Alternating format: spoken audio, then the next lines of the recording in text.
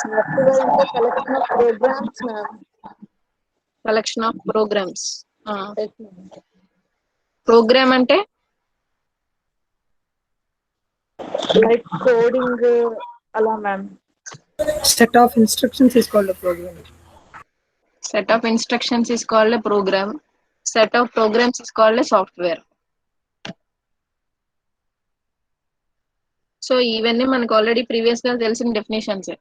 So programme అంటే ఏంటి? Set of instructions. అంటే మనం ఇప్పుడు సపోజ్ ఒక జావా ప్రోగ్రామ్ రాస్తే సర్టెన్ ఒక అవుట్పుట్ రావడం కోసం మనం ఏం చేస్తాం, కొన్ని స్టేట్మెంట్స్ రాసుకుంటాం. ఏ ప్రోగ్రామింగ్ లాంగ్వేజ్ లో అయినా సరే ఆ ప్రోగ్రామింగ్ లాంగ్వేజ్ లో దానికి తగ్గట్టుగా మనం కోడింగ్ అంతా రాసుకుని ఒక ప్రోగ్రామ్ ని డెవలప్ చేసుకుంటూ వస్తాం. సో దాన్నే ఇక్కడ మనం ఇన్స్ట్రక్షన్స్ అంటాం. సో ఆ ఇన్స్ట్రక్షన్స్ మనం రాసిన తర్వాత దాని అవుట్పుట్ ఏంటి, మనం ఏ పర్టికులర్ పర్పస్ కోసం అయితే ప్రోగ్రామ్ రాసుకున్నామో ఆ అవుట్పుట్ అనేది జనరేట్ చేసుకోవడం కోసం. సో ఇక్కడ సాఫ్ట్వేర్ ఏంటి అని అంటే, ఇక్కడ కూడా software is collection of programs. అలాంటి ప్రోగ్రామ్స్ కలెక్షన్ ని మనం సాఫ్ట్వేర్ అంటున్నాం. ఇప్పుడు మనం ఒక ఆమ్స్ట్రాంగ్ నెంబర్ ఫైండ్ అవుట్ చేయడానికి, ఆమ్స్ట్రాంగ్ కాదా ఫైండ్ అవుట్ చేయడానికి ఒక ప్రోగ్రామ్ రాసాం అనుకోండి. సో ప్రోగ్రామ్ అవుట్పుట్ ఏమవుతుంది, మనం ఒక నెంబర్ ఇచ్చినప్పుడు అది ఆమ్స్ట్రాంగ్ నెంబరా కాదా అని చెక్ చేసి మనకు అవుట్పుట్ డిస్ప్లే చేస్తుంది. సో ఇక్కడ మనకి అవుట్పుట్ అనేది మెయిన్ ఇంపార్టెంట్. సో అలాంటి ప్రోగ్రామ్స్ అన్నిటి కలెక్షనే సింపుల్ ప్రోగ్రామ్ కాబట్టి ఆమ్స్ట్రాంగ్ గా కాదా అనేది చెక్ చేయడం సింపుల్ ప్రోగ్రామ్ కాబట్టి మనం కొన్ని ఫ్యూ లైన్స్ ఆఫ్ కోడ్ తోటి కంప్లీట్ చేసేయచ్చు. కానీ అలాంటిది ఒక సాఫ్ట్వేర్ డెవలప్ చేయాలి అని అంటే కంపల్సరీ దాంట్లో మిలియన్స్ ఆఫ్ కోడ్స్ ఉంటాయి, దాంట్లో సమ్ లైన్స్ ఆఫ్ కోడ్స్ అనేది చాలా ఉంటుంది. సో అందుకని చెప్పి అలాంటి కలెక్షన్ ఆఫ్ ప్రోగ్రామ్స్ అన్నిటినీ కలిపి మనం ఒక సాఫ్ట్వేర్ అంటాం. సో ఇదంతా మనకి జనరల్ గా తెలిసిన డెఫినేషన్. ఇంకొకటి ఏంటంటే సాఫ్ట్వేర్ అనేది మనకి ఫిజికల్ గా విజిబుల్ అవ్వదు, అది లాజికల్ ఎలిమెంట్ కాబట్టి మనం సాఫ్ట్వేర్ అనేది ఎగ్జిక్యూట్ చేసి చూసుకోవడమే కానీ దాని ఫిజికల్ అపియరెన్స్ అనేది మనకు కనిపించదు. సో మనం ఫిజికల్ గా ఫీల్ అవడం కానీ టచ్ చేయడం అనేది కానీ కుదరదు. మరి హార్డ్వేర్ అంటే ఏంటి?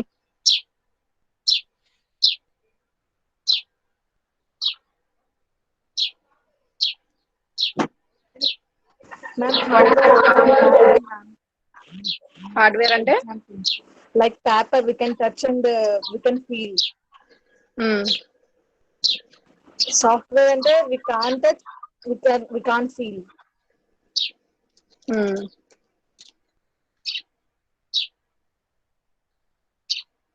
సో సాఫ్ట్వేర్ కి హార్డ్వేర్ కి రిలేషన్ ఏమైనా ఉందా?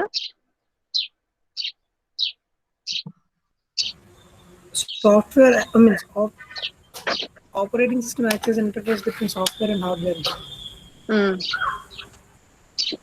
సో ఫిజికల్ కాంపోనెంట్స్ మనకి ఏదైతే ఉందో అది మనం హార్డ్వేర్ కింద చెప్పుకుంటాం. Generally suppose if you take computer desktop తీసుకున్నా సరే మనం హార్డ్వేర్ మెటీరియల్ కింద చెప్పుకుంటాం హార్డ్వేర్ కింద. సో సాఫ్ట్వేర్ అనేది హార్డ్వేర్కి ఇంటర్ఫేస్. హార్డ్వేర్లో రన్ చేయడానికి ఏదైనా సాఫ్ట్వేర్ అనేది కంపల్సరీగా ఉండాలి మనం. సో ఒక ఆపరేటింగ్ సిస్టమ్ కూడా మనం సాఫ్ట్వేర్ అనుకోవచ్చు. Okay. So hardware is a physical device, అంటే ఫిజికల్ గా మనకి కనిపించే డివైస్, దాన్ని మనం టచ్ చేయగలం, దాన్ని మనం ఫీల్ అవ్వగలం. సో మనం ఇప్పుడు మన ల్యాబ్ లో ఉన్న సిస్టమ్స్ చూస్తే, అంటే డెస్క్టాప్ కంప్యూటర్ చూస్తే దానికి ఒక సిపియు, మౌస్, కీబోర్డు, మానిటర్, ఇలా కొన్ని ఫిజికల్ గా మనకి కనిపించే ఎలిమెంట్స్ ఉన్నాయి. సో ఆ ఫిజికల్ ఎలిమెంట్స్ అన్ని కలిపితేనే మనకు ఒక హార్డ్వేర్, అంటే ఒక మెషిన్, కంప్యూటర్ అనేది మనం యూజ్ చేయడానికి కావాల్సి వస్తాయి. ఈ ఎలిమెంట్స్ అన్ని కావాల్సి వస్తాయి, రైట్? సో వీటన్నిటిని ఫిజికల్ గా మనం ఫీల్ అవ్వగలం, కానీ సాఫ్ట్వేర్ ని అలా ఫీల్ అవడానికి కుదరదు, అది లాజికల్ ఎలిమెంట్. సో ఈ రెండిటికి మధ్యలో ఉన్న మెయిన్ రిలేషన్ ఏంటి అని అంటే, హార్డ్వేర్ లేకుండా ఒట్టి సాఫ్ట్వేర్ ఉన్నా యూజ్ చేయలేము, సాఫ్ట్వేర్ యూజ్ చేసి మనం హార్డ్వేర్ లేకుండా ఎలాంటి యూజ్ ఉండదు దానివల్ల. రెండు ఇంటర్ డిపెండెంట్ అనమాట. సో హార్డ్వేర్ ఉండాలి, సాఫ్ట్వేర్ ఉండాలి. సో ఇప్పుడు మనకి జస్ట్ ఒక మెషిన్ ఉంది, ఒక డెస్క్టాప్ కంప్యూటర్ ఉంది. సో ఆ డెస్క్టాప్ కంప్యూటర్ ని మనం యూటిలైజ్ చేసుకోవాలి అని అంటే దానికి తగ్గట్టుగా దాని యూటిలైజేషన్ కోసం కావాల్సిన సాఫ్ట్వేర్ అంతా దాంట్లో ఇన్స్టాల్ చేసిన తర్వాతే మనం యూజ్ చేసుకోగలం. లేదు మనకి ఇప్పుడు ఆపరేటింగ్ సిస్టమ్ సాఫ్ట్వేర్ ఉంది, సో సాఫ్ట్వేర్ ఉన్నా కూడా మనకి మెషిన్ లేకుండా, అంటే సిస్టమ్ లేకుండా మనకి దాని వల్ల ఎలాంటి యూజ్ ఉండదు. సో రెండు కూడా ఇంటర్ డిపెండెంట్, కంపల్సరీగా రెండు ఉండాలి. సో ఇక్కడ మనకి మెయిన్ గా సాఫ్ట్వేర్ ఇంజనీరింగ్ లో సాఫ్ట్వేర్ గురించి డిస్కస్ చేయాలి అని అంటే సాఫ్ట్వేర్ ఓరియంటెడ్ గా ఇక్కడ ఈ సాఫ్ట్వేర్ ఇంజనీరింగ్ లో మనం మొత్తంగా తెలుసుకునేది ఏంటి అని అంటే సాఫ్ట్వేర్ ఇండస్ట్రీస్ లో అసలు సాఫ్ట్వేర్ అనేది ప్రాసెస్ ఎలా జరుగుతుంది అంటే ఒక సాఫ్ట్వేర్ ని డెవలప్ చేయాలి అని అంటే ఒక సాఫ్ట్వేర్ ఇండస్ట్రీ వాళ్ళు జనరల్ గా ఫాలో అయ్యే మోడల్స్ ఏంటి, వాళ్ళు తీసుకునే టెస్టింగ్ మెథడ్స్ ఏంటి, తర్వాత ఎలాంటి రిస్క్ ఉంటుంది, ఇలాంటివన్నీ కూడా చాలా ఉంటాయి కదా. సో అవన్నీ కూడా మనం ఈ సబ్జెక్ట్ లో ఇన్ డెప్త్ నేర్చుకుంటాం. So organization even though organization oriented గా ఉంటుంది అదంతా. అంటే ఈ ప్రతి ఒక్క ఆర్గనైజేషన్ ఎవరికి వాళ్ళు సపరేట్ గా వాళ్ళ రూల్స్ వాళ్ళు ఫ్రేమ్ చేసుకొని వాళ్ళు వాళ్ళది ఫాలో అవుతా ఉంటారు. సో ఏ ఆర్గనైజేషన్ కి ఆర్గనైజేషన్ వాళ్ళు సపరేట్ స్ట్రాటజీ ఫాలో అవుతున్నా సో జనరల్ మెథడ్స్ అనేవి కామన్ గా కొన్ని ఉంటాయి. సో ఆ కామన్ మెథడ్స్ గురించి మనం ఇక్కడ సాఫ్ట్వేర్ ఇంజనీరింగ్ లో తెలుసుకుంటాం అన్నమాట. సో బ్రీఫ్ గా సాఫ్ట్వేర్ డెఫినేషన్ ఏంటో చూడండి.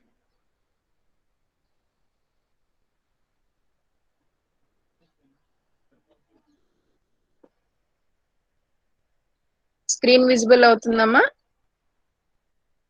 పీపీటీ డిస్ప్లే అవుతుందా? లేదు ఇప్పుడు అవుతుంది ma'am. Okay.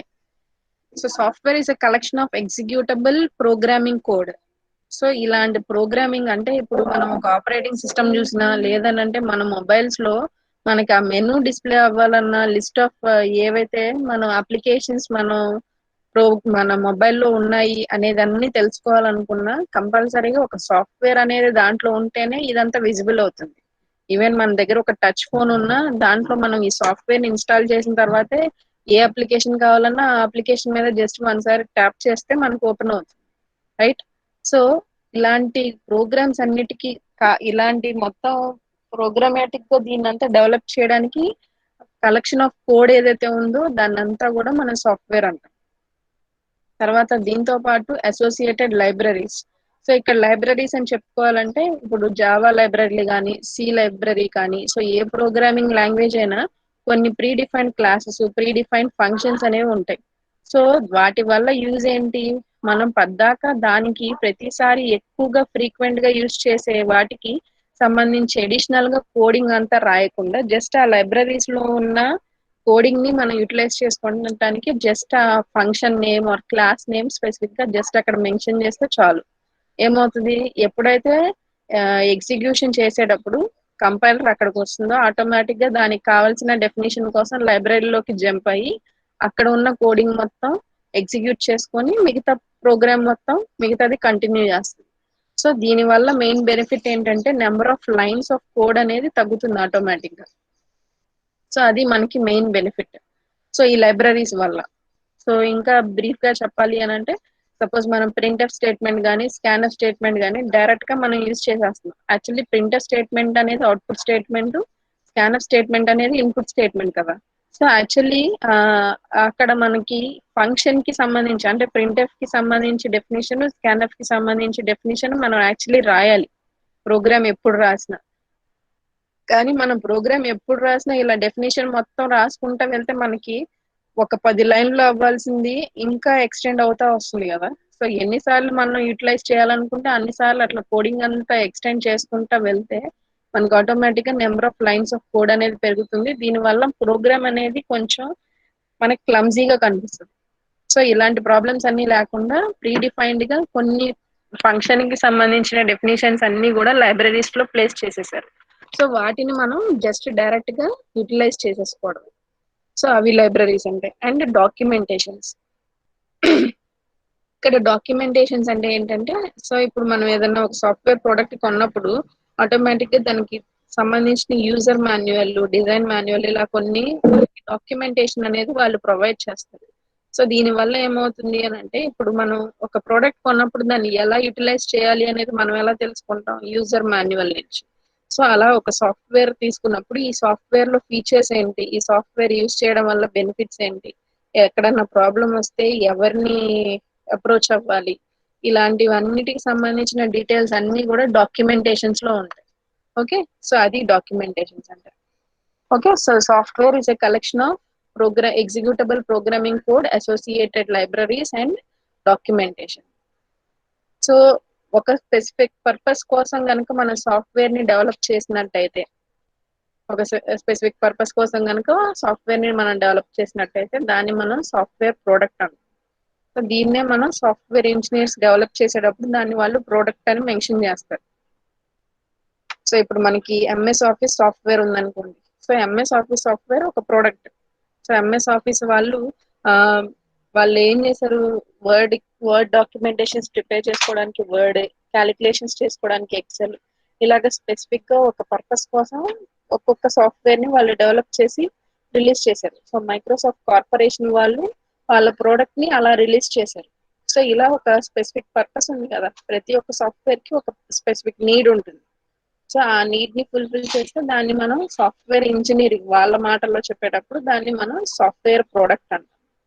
Okay, so in brief గా చెప్పేటప్పుడు ఇందాక ఆల్రెడీ చెప్పింది కదా, set of instructions, next libraries, దాంట్లోనే ఇక్కడ డేటా స్ట్రక్చర్స్ అంటే మనకు ఆల్రెడీ తెలిసిందేగా, మనం ఇంటర్నల్ గా డేటా స్టోర్ చేసుకునేటప్పుడు సో దాంట్లో ఏదైనా మోడిఫికేషన్స్ చేయాలన్నా, లేదంటే దాంట్లో అప్డేషన్స్ చేయాలన్నా, లేదంటే ఏదైనా డిలీట్ చేయాలన్నా, మనం ఏ type of data structure use చేసి మనం డేటాని స్టోర్ చేస్తున్నాం, ఇదంతా కూడా డేటా స్ట్రక్చర్స్ ద్వారా మేనేజ్ చేసుకోవచ్చు. Okay, finally documentation. సో ఇది సాఫ్ట్వేర్ ఇంజనీరింగ్ ఓరియంటెడ్ గా సాఫ్ట్వేర్ డెఫినేషన్. సో సాఫ్ట్వేర్ అంటే ఏంటి, software consist of what and what, ఇదంతా బ్రీఫ్ గా రాస్తే సరిపోతుంది. Next coming to role of software. So software role ఏంటి, అసలు సాఫ్ట్వేర్ అనేది మనం ఎక్కడ యూజ్ చేస్తాం మోస్ట్లీ, అసలు దాని పర్పస్ ఏంటి. సో సాఫ్ట్వేర్ అనేది ఫస్ట్ ఇనిషియల్ గా డ్యూయల్ రోల్ ప్లే చేస్తుంది, అంటే 2 రోల్స్ ప్లే చేస్తుంది. ఫస్ట్ రోల్ ఏంటంటే ప్రోడక్ట్, తర్వాత సెకండ్ రోల్ ఏంటంటే వెహికల్. ఈ ప్రోడక్ట్ ని డెలివర్ చేయడానికి ఒక వెహికల్ లా కూడా మనం సాఫ్ట్వేర్ ని యూజ్ చేయొచ్చు.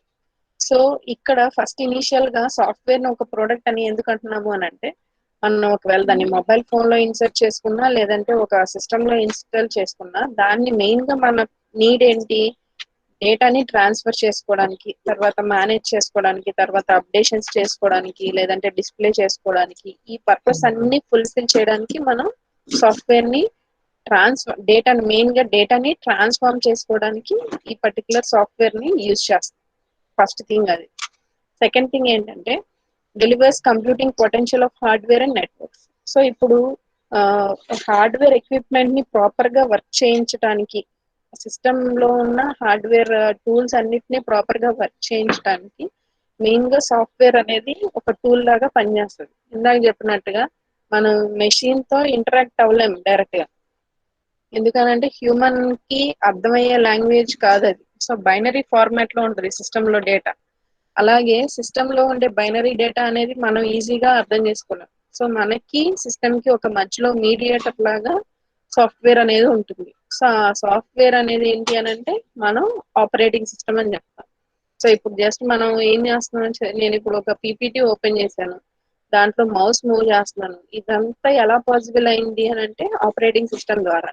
సో ఆపరేటింగ్ సిస్టమ్ లేకుండా నేను ఒక ప్రెజెంటేషన్ చేయాలన్నా, లేదంటే ఒక డాక్యుమెంటేషన్ చేయాలన్నా, అంటే ముందు సిస్టమ్ ని యూటిలైజ్ చేసుకోవాలంటే నాకు అది కన్వీనియంట్ గా నేను యూజ్ చేసే ఫార్మాట్ లోకి అది ఉండాలి.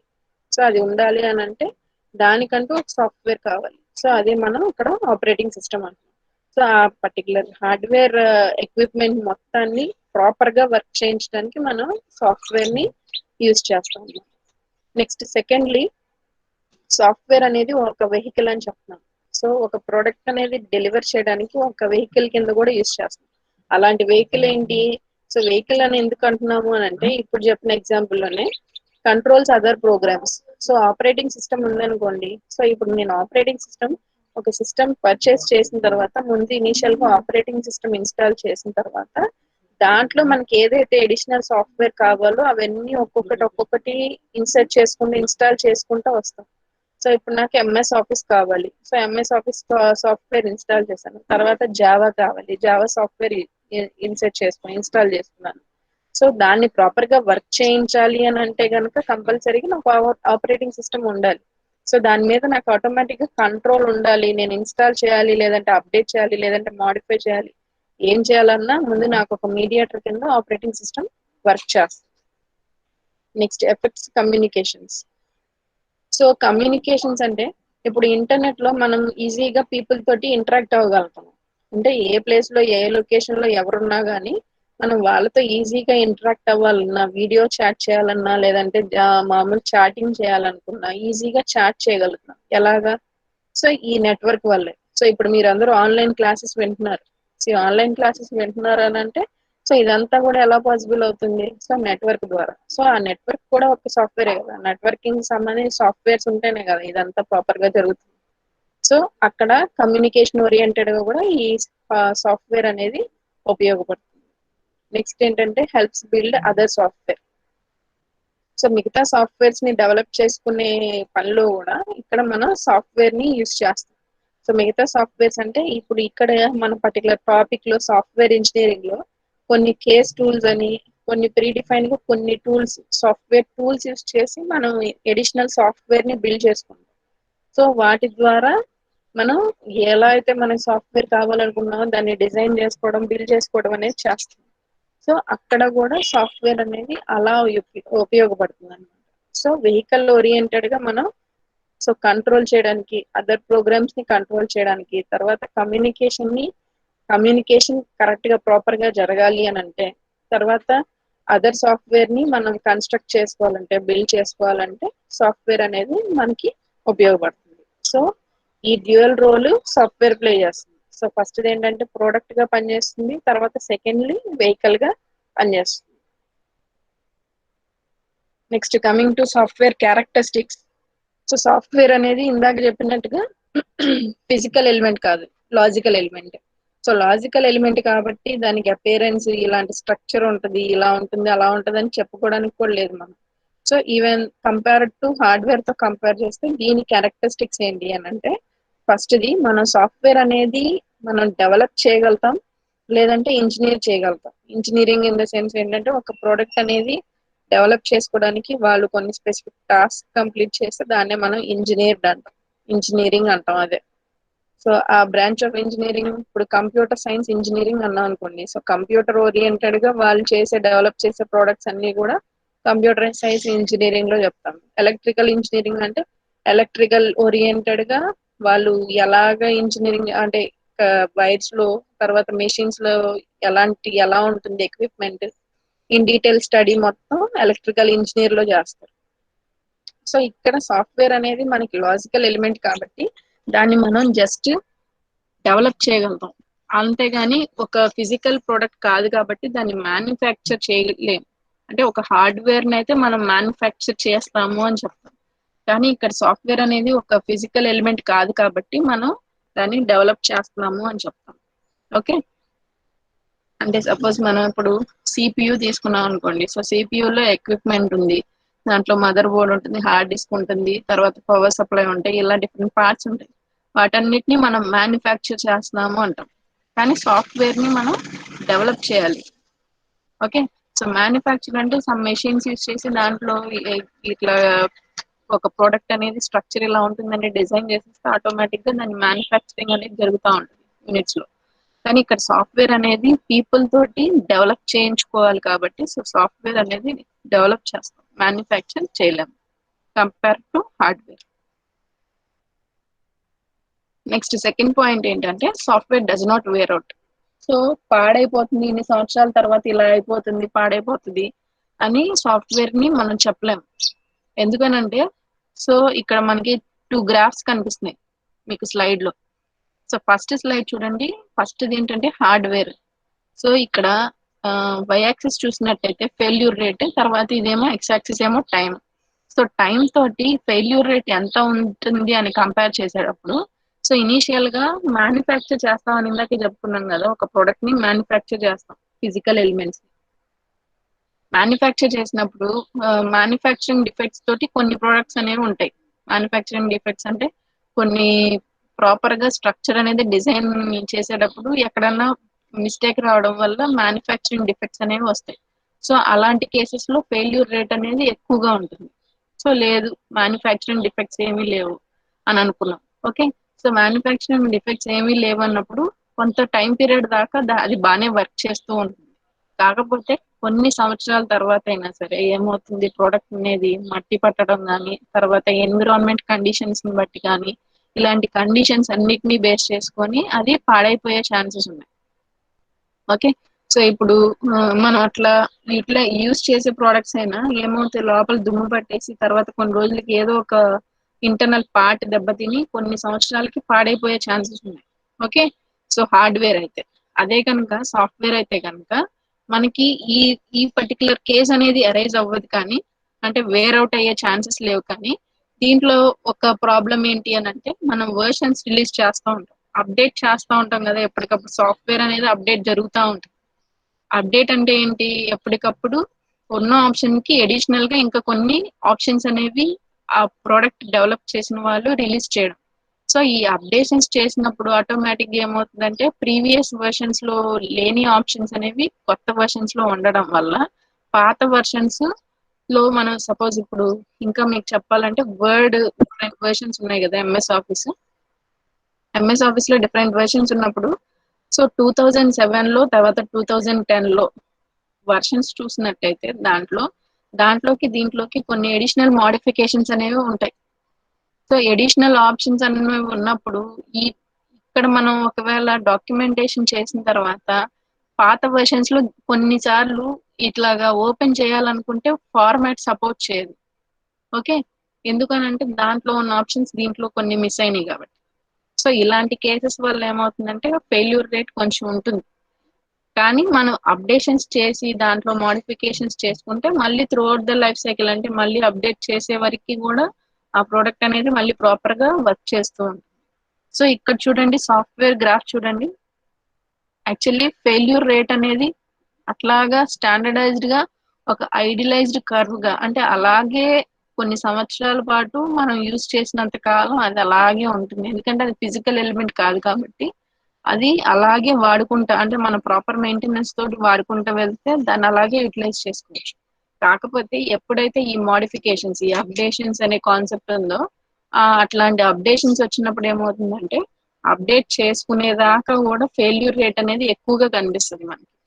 ఇక్కడ చూడండి, due to change errors are introduced, so failure rate ఏమవుతుంది, ఆటోమేటిక్ గా పెరిగిపోతుంది. సో ఎప్పుడైతే మళ్ళీ మనం ఆ ఫెయిల్యూర్ రేట్ తగ్గించుకోవడానికి, అంటే ఎర్రర్స్ అనేవి ఎప్పుడైతే రెక్టిఫై చేసుకుంటామో ఆటోమేటిక్ గా ఫెయిల్యూర్ రేట్ అనేది తగ్గిపోతుంది. సో ఇలాగా కొన్ని చేంజెస్ అనేవి వచ్చినప్పుడు మాత్రం ఆ మోడిఫికేషన్స్ కనుక అప్లై చేయకపోతే ఫెయిల్యూర్ రేట్ ఎక్కువగా కనిపిస్తుంది. కానీ మనం మోడిఫికేషన్స్ ప్రాపర్ గా అప్లై చేసినట్టయితే మళ్ళీ కర్వ్ అనేది ఐడియలైజ్డ్ అయిపోతుంది. ఓకే, సో ఇది software does not wear out అంటే. నెక్స్ట్ పాయింట్ ఏంటంటే, so actually component based assembly అంటే, అసెంబ్లింగ్ అంటే తెలుసా? అసెంబ్లింగ్ అంటే చెప్తారు ఎవరన్నా? విన్నారా పేరు? Come together. అసెంబ్లింగ్ అంటే అంటే మెషిన్ పరంగా చెప్పాలి అని అంటే అసెంబ్లింగ్ అంటే డిఫరెంట్ పార్ట్స్ ని కలపడం. యాక్చువల్లీ ఇప్పుడు మనకి సిస్టమ్ పర్చేస్ చేసేటప్పుడు, ఇప్పుడు ల్యాప్టాప్స్ రాకముందు సిపియూస్ ఉన్నాయి కదా, సో సిపియు తర్వాత మానిటర్, కీబోర్డ్, మౌస్, ఇలాగా కంపెనీ ప్రోడక్ట్స్ అయితే మొత్తం సెట్ కింద పర్చేస్ చేయాలి. అలా కాకుండా మనం ఏం చేయొచ్చు అంటే విడివిడిగా పార్ట్స్ అనేవి పర్చేస్ చేసి వాటన్నిటిని కలిపి, అంటే అసెంబ్లింగ్ చేసి మనం ఒక సిస్టమ్ ని తయారు చేయొచ్చు. ఓకే, సో ఇలాంటి అసెంబ్లింగ్ అనేది మనకి ఫిజికల్ ఎలిమెంట్స్ ఓరియంటెడ్ గా, అంటే హార్డ్వేర్ ఓరియంటెడ్ గా కనిపించిన, అలాగే సాఫ్ట్వేర్ ఓరియంటెడ్ గా కూడా ఇది కనిపిస్తుంది. అంటే రీయూజబిలిటీ, కోడ్ అనేది రీయూజ్ చేయడం ద్వారా ఆ రీయూజబిలిటీ ఉన్నా కూడా కొన్ని కేసెస్ లో, కానీ కంపల్సరీగా ఎడిషనల్ గా మనం ఇంకా కొంచెం కోడింగ్ అనేది ఎఫర్ట్ అనేది పెట్టి మాత్రమే సాఫ్ట్వేర్ డెవలప్ చేయగలం. అంటే ఏంటంటే సపోజ్ ఫర్ ఎగ్జాంపుల్ ఇందాక చెప్పినట్టుగా వర్షన్స్ రిలీజ్ చేస్తున్నారు అనుకోండి, ఆల్రెడీ 2003 తర్వాత 2007 తర్వాత 2010 తర్వాత 2013 ఇలా వర్షన్స్ రిలీజ్ చేసేటప్పుడు ఆల్రెడీ 2010 కి సంబంధించిన కోడింగ్ అంతా ఉంటుంది కదా వాళ్ళ దగ్గర. సో ఇది రీయూజ్ చేస్తారు వాళ్ళు, రీయూజ్ చేసి దీంట్లో ఇంకా ఏం మోడిఫికేషన్స్ చేస్తే మనకి నెక్స్ట్ 2013 వర్షన్ రిలీజ్ చేయడానికి ఏం మోడిఫికేషన్స్ ఉన్నాయి, ఏమి ఎన్హాన్స్మెంట్స్ మనం కస్టమర్స్ కి ప్రొవైడ్ చేస్తున్నాం, దీని మీద బేస్ చేసుకొని వాళ్ళు మిగతా కోడ్ అంతా కూడా డెవలప్ చేసుకుంటూ రావాలి. ఓకే, సో ఇలాంటి రీయూజబిలిటీ ఉన్నా కూడా కంపల్సరీ ఏమవుతుంది, కొంతలో కొంతైనా సరే కొంత పార్ట్ మీద వాళ్ళు వర్క్ చేసి కోడింగ్ అంతా డెవలప్ చేసుకుంటా వెళ్ళాల్సింది. అది థర్డ్ పాయింట్. దానికి ఎగ్జాంపుల్స్ కింద graphical user interface, pull down menus in library, ఇవన్నీ చెప్పుకోవచ్చు. ఇప్పుడు గ్రాఫికల్ యూజర్ ఇంటర్ఫేస్ అన్నాం. సో ఈ గ్రాఫికల్ యూజర్ ఇంటర్ఫేస్ లో మనం జస్ట్ ఏం చేస్తున్నాం, జస్ట్ సింపుల్ క్లిక్స్ తోటి ఓపెన్ చేసేసుకున్నాం. కానీ ఇంతకు ముందు ఈ గ్రాఫికల్ యూజర్ ఇంటర్ఫేస్ రాకముందు ఏముంది, మొత్తం కమాండ్ ఓరియంటెడ్ గా ఉంది. డాస్ కమాండ్స్ చూసారు కదా మీరు, అంటే ఒక ఫోల్డర్ ఓపెన్ చేయాలన్నా, ఒక ఫైల్ క్రియేట్ చేయాలన్నా మనం ఏం చేసేవాళ్ళం, కమాండ్స్ రాసుకునేవాళ్ళం. సో కమాండ్స్ రాసుకుంటేనే ఏ ఆపరేషన్ అన్నా పర్ఫామ్ అవుతుంది అక్కడ. సో దాని నుంచి అది కొంచెం టిపికల్ గా ఉంది కాబట్టి గ్రాఫికల్ యూజర్ ఇంటర్ఫేస్ అనేది ఇంట్రడ్యూస్ చేశారు. సో దీంట్లో మనం ఏం చేయొచ్చు, సో మౌస్ తోటి జస్ట్ ఏది కావాలంటే జస్ట్ దాని మీద సింగిల్ క్లిక్ తోటి మనం దాన్ని ఓపెన్ చేసుకోవడం, క్లోజ్ చేసుకోవడం, ఇలాంటివన్నీ చేయొచ్చు. Okay, next properties of a good software. So ఒక సాఫ్ట్వేర్ అనేది పర్ఫెక్ట్ గా ఉంది అని చెప్పాలి అని అంటే కనుక అది ఈ 3 ప్రాపర్టీస్ ఉండాలి వాటికి. అవి ఏంటంటే operational, transitional, maintenance. So operational అంటే ఏంటి అని అంటే, మనం సాఫ్ట్వేర్ డెవలప్ చేసినప్పుడు ఏ పర్టికులర్ పర్పస్ కోసం దాన్ని డెవలప్ చేసామో దాన్ని అది ఫుల్ఫిల్ చేయాలి. సో దాని టాస్క్ అది కంప్లీట్ చేసేలాగా ఉండాలి. సో అప్పుడు మాత్రమే దాన్ని పర్ఫెక్ట్ సాఫ్ట్వేర్, గుడ్ సాఫ్ట్వేర్ అని అంటాము. సెకండ్ థింగ్ ఏంటంటే ట్రాన్సిషనల్. సో ఇక్కడ ట్రాన్సిషనల్ అంటే ఏంటంటే డిఫరెంట్ ప్లాట్ఫామ్స్ మీద, అంటే ఏ ప్లాట్ఫామ్ మీద అయినా సరే సాఫ్ట్వేర్ వర్క్ చేసేలాగా మనం డెవలప్ చేయాలి ఎప్పుడైనా సరే. అంటే ఇప్పుడు విండోస్ లో డిఫరెంట్ వర్షన్స్ ఉన్నాయి కదా, ఎక్స్పీ, తర్వాత 2000 అని, తర్వాత ఇప్పుడు మళ్ళీ విండోస్ 10, 7 ఇలా వస్తున్నాయి కదా వర్షన్స్. సో ఈ వర్షన్స్ అన్నిట్లో కూడా మనం ఇప్పుడు ఒక సాఫ్ట్వేర్ డెవలప్ చేసామంటే ఏ వర్షన్ లో అయినా కూడా దాన్ని ఇన్స్టాల్ చేసుకుంటే అది దాన్ని సపోర్ట్ చేసేలాగా ఉంటే అప్పుడు దాన్ని మనం గుడ్ సాఫ్ట్వేర్ అని చెప్పగలం. అంతేగాని ప్లాట్ఫామ్ డిపెండెంట్ గా ఉందనుకోండి, అంటే ఈ వర్షన్ లో మాత్రం పనిచేస్తుంది, అప్పుడు ఏమవుతుంది, దానికోసం ఆ వర్షన్ ఒక్క దాంట్లోనే స్టిక్ అయ్యి ఉండలేరు కదా. సో ఎప్పటికప్పుడు అప్డేషన్స్ అనేవి జరుగుతూ ఉన్నప్పుడు, కొత్త సాఫ్ట్వేర్ వచ్చినప్పుడు, కొత్త వర్షన్స్ వచ్చినప్పుడు హ్యూమన్ నేచర్ కింద కొత్త సాఫ్ట్వేర్ ని ఇన్స్టాల్ చేయడానికి యూజ్ చేస్తారు, ప్రిఫర్ చేస్తారు. సో అలాంటప్పుడు రిలీజ్ చేసిన సాఫ్ట్వేర్ కూడా దానికి తగ్గట్టుగా ఏ ప్లాట్ఫామ్ మీదైనా వర్క్ చేసేలా ఉంటే మాత్రమే అది మనం గుడ్ సాఫ్ట్వేర్ కింద చెప్పగలం. నెక్స్ట్ ఏంటంటే మెయింటెనెన్స్.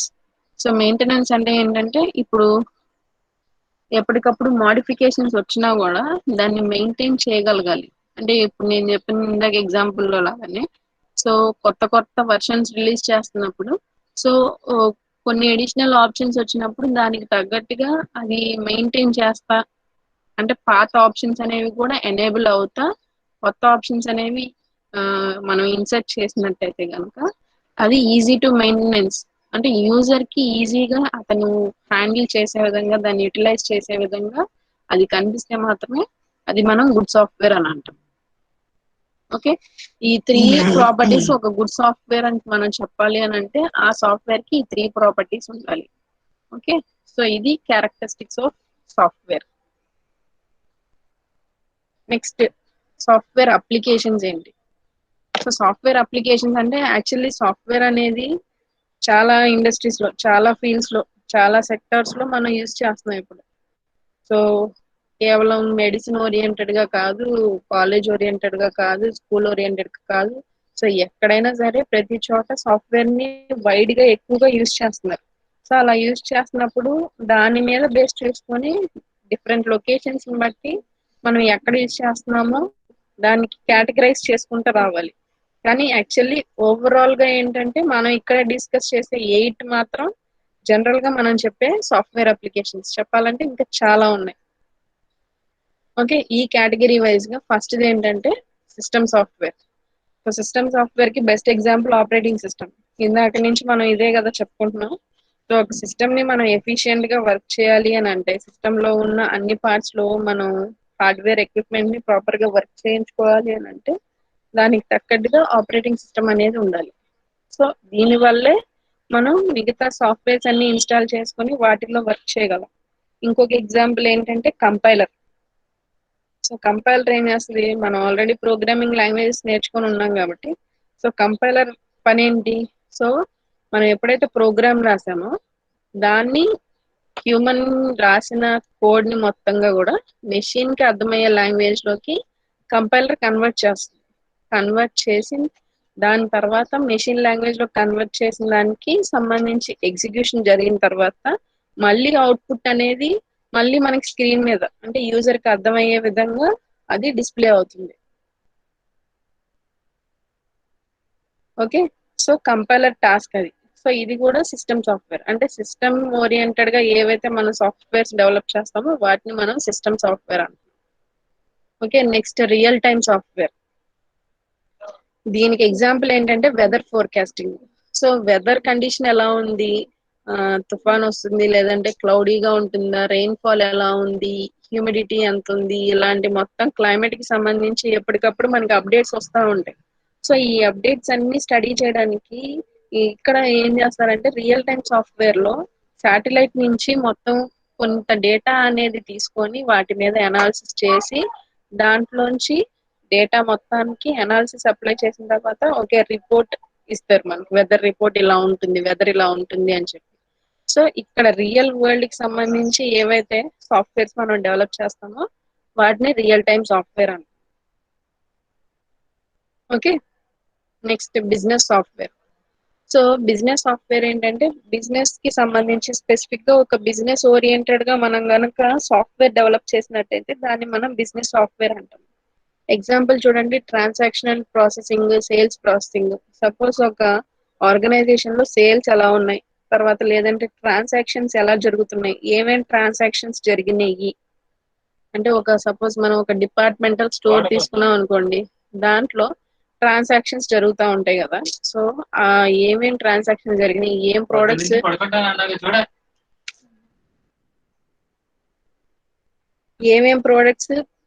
సేల్ జరిగింది, తర్వాత ఏమేం ప్రోడక్ట్స్ లిమిటెడ్ స్టాక్ ఉన్నాయి, ఇవన్నీ అనాలిసిస్ చేసుకోవాలంటే స్పెసిఫిక్ గా ఆ బిజినెస్ కి నీడ్ కి తగ్గట్టుగా సాఫ్ట్వేర్ అనేది డెవలప్ చేసుకుంటూ రావాలి. సో అలా స్పెసిఫిక్ గా ఒక బిజినెస్ పర్పస్ కనుక మనం సాఫ్ట్వేర్ డెవలప్ చేసినట్టయితే కనుక దాన్ని మనం బిజినెస్ సాఫ్ట్వేర్ అంటాం. Okay, next engineering and scientific software. So engineering లో తర్వాత సైంటిఫిక్ గా మనం ఏదన్నా సాఫ్ట్వేర్స్ కనుక యూజ్ చేసినట్టయితే అంటే ప్రీ డిఫైన్డ్ సాఫ్ట్వేర్స్ మనం యూజ్ చేసినట్టయితే వాటిని మనం ఇంజనీరింగ్ అండ్ సైంటిఫిక్ సాఫ్ట్వేర్ కింద చెప్తాం. సో ఇక్కడ సాఫ్ట్వేర్ ఇంజనీరింగ్ లో కేస్ టూల్స్ యూజ్ చేస్తాం. సో కేస్ టూల్స్ యూజ్ చేసి మనం సాఫ్ట్వేర్స్ ని బిల్డ్ చేసుకుంటూ వెళ్తాం. సో దీంట్లో మనం కొన్ని అల్గోరిథమ్స్, నెంబర్ క్రంచింగ్ అల్గోరిథమ్స్ అని ప్రీ డిఫైనింగ్ కొన్ని అల్గోరిథమ్స్ ఉన్నాయి. సో వాటిని యూజ్ చేస్తా అంటే ఇంజనీరింగ్ ఓరియంటెడ్ గా. సో అక్కడ వాళ్ళు ఏదైనా సాఫ్ట్వేర్ డెవలప్ చేసినట్టయితే దాన్ని మనం ఇంజనీరింగ్ అండ్ సైంటిఫిక్ సాఫ్ట్వేర్ అంటాం. ఈ పేరు విని ఉంటారు, క్యాడ్ అని, కంప్యూటర్ ఎయిడెడ్ డిజైన్ అని. సో వాటిలో వాళ్ళు ఏం చేస్తారు, ఆల్రెడీ దాంట్లో కొన్ని టూల్స్ ఉంటాయి, దాన్ని యూజ్ చేస్తూ ఒక సాఫ్ట్వేర్ ని డెవలప్ చేసుకుంటారు. అంటే స్టాటిస్టికల్ గా తర్వాత క్యాలిక్యులేషన్ ఓరియంటెడ్ గా ఏదైనా సాఫ్ట్వేర్స్ వాళ్ళు డెవలప్ చేయాలంటే ప్రీవియస్ టూల్స్ యూజ్ చేసి ఈ టూల్స్ యూజ్ చేసి డెవలప్మెంట్ అనేది చేస్తారు. Next embedded software. సో ఈ ఎంబెడెడ్ సాఫ్ట్వేర్ ఏంటి అంటే మనం ఇది ఒక సాఫ్ట్వేరే, కాకపోతే దీన్ని ఏం చేస్తామంటే ఒక మెషిన్ లోకి ఎన్క్లోజ్ చేస్తాం, ఇన్సర్ట్ చేస్తాం. ఎగ్జాంపుల్ చూడండి, keypad control of microwave oven, digital function of dash board display in a car. So ఒక ఓవెన్ లో టెంపరేచర్ ఎంత సెట్ చేయాలి అంటే హీట్ చేయడానికి ఎంత సెట్ చేసుకోవాలి, ఇలాగా మనకి లేదంటే వాషింగ్ మిషన్స్ లో కూడా కంట్రోల్స్ ఉంటాయి చూసారా, టెంపరేచర్ ఎంత సెట్ చేయాలి, తర్వాత ఆసిలేషన్స్ ఎన్ని పెట్టుకోవాలి, తర్వాత ఎన్ని ఎలా వాష్ చేయాలి, వాషింగ్ ఇన్స్ట్రక్షన్స్. సో ఇవన్నీ కూడా ఒక పార్ట్ లోకి మనం సాఫ్ట్వేర్ లో, అది జస్ట్ మెషిన్ లో ఒక పార్ట్. సో దాన్ని మనం ఇన్సర్ట్ చేయడం ద్వారా దాన్ని కంట్రోల్ చేస్తాం, ఆ మెషిన్ ని కంట్రోల్ చేస్తాం. సో అలాంటి సాఫ్ట్వేర్ ని మనం ఎంబెడెడ్ సాఫ్ట్వేర్ అంటాం. సో దీనికి స్పెసిఫిక్ గా మెషిన్ పనిచేయడానికి కావాల్సినట్టుగా దాన్ని డిజైన్ చేస్తాం. డిజైన్ చేసి దాన్ని దాంట్లో ఇన్సర్ట్ చేస్తారు. ఎంబెడింగ్ అంటే ఇన్సర్టింగ్.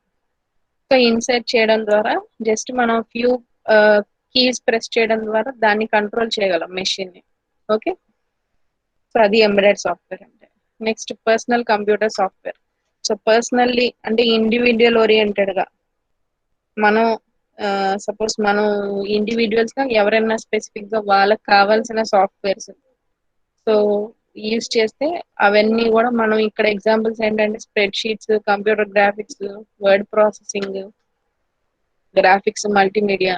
అంటే పర్సన్ కి ఇంట్రెస్ట్ ని బట్టి మనం ఇప్పుడు సపోజ్ ఒక ల్యాప్టాప్ పర్చేస్ చేసాం, మన ఇంట్రెస్ట్ ని బేస్ చేసుకొని మనం కొన్ని సాఫ్ట్వేర్స్ ఇన్స్టాల్ చేసి దాని మీద వర్క్ చేస్తూ ఉంటాం. సో అలాంటి సాఫ్ట్వేర్ ని మనం పర్సనల్ కంప్యూటర్ సాఫ్ట్వేర్ అంటాం.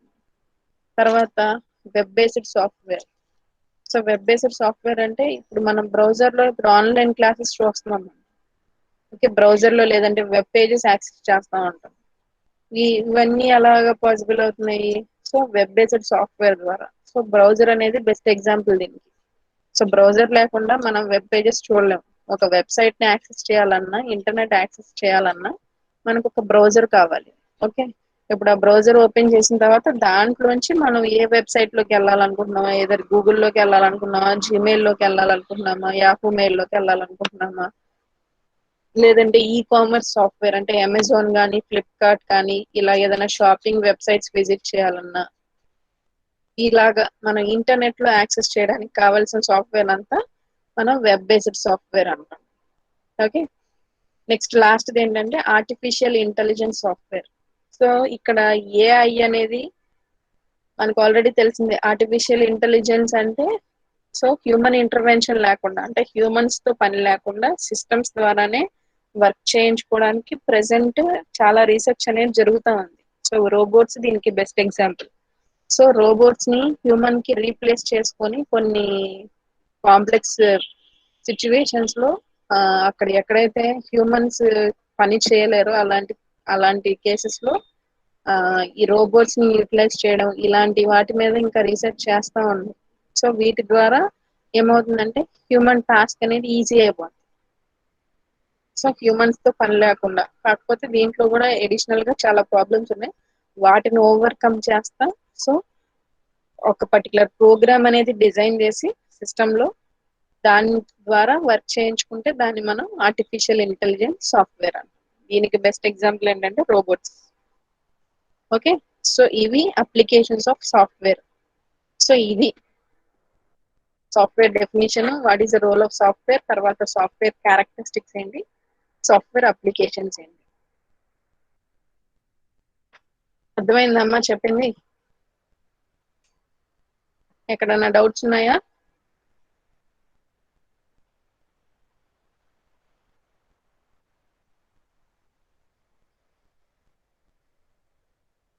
ఎక్కడన్నా డౌట్స్ ఉన్నాయా క్లాస్ లో, ఇవాళ చెప్పిన క్లాస్ లో?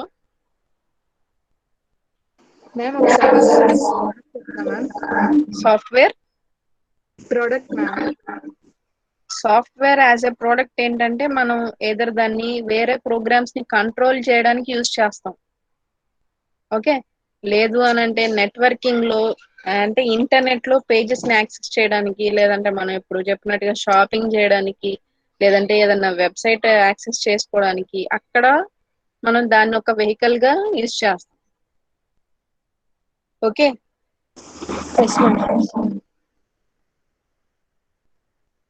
ఇంకా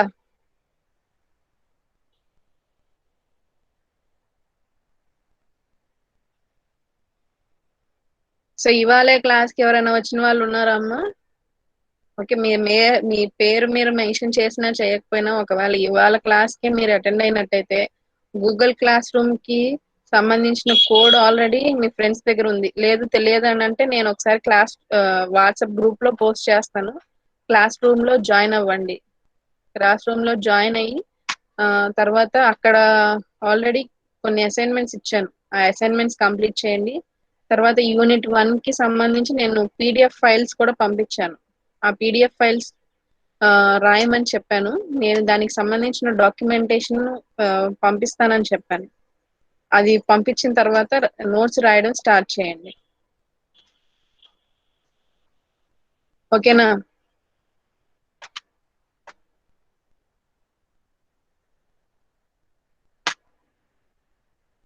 మ్యామ్ సాఫ్ట్వేర్ కానీ పెడతా అన్నారు